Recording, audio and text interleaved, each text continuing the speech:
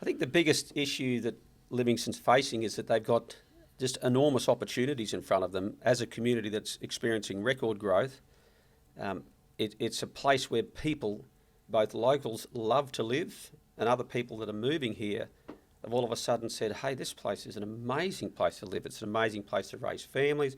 It's an amazing place to retire.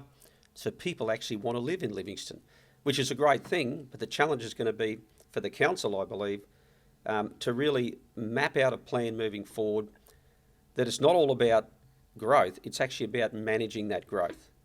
Managing that growth in a way that doesn't deteriorate from that incredible lifestyle that we have, can accommodate the growth coming, but still maintain what it is that people love who are currently in Livingstone to live with. Now, they're good problems to have.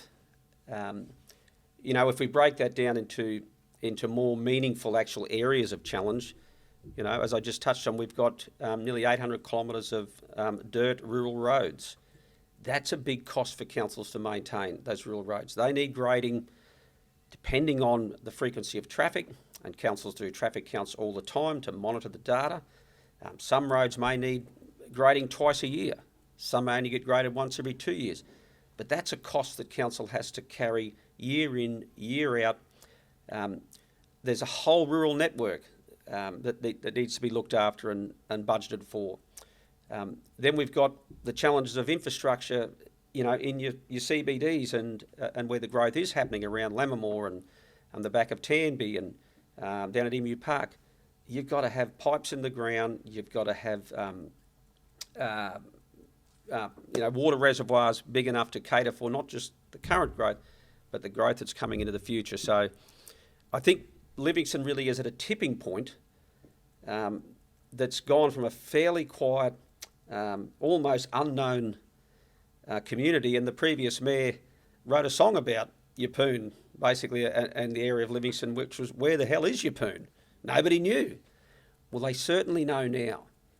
And council is going to absolutely have to be very much on the front foot, really proactive in their decision making, in their planning moving forward, so that you can look back over years and go, wow, gee, that council really got it.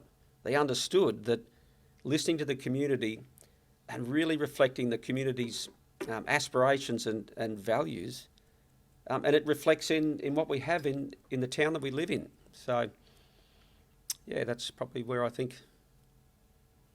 we're at.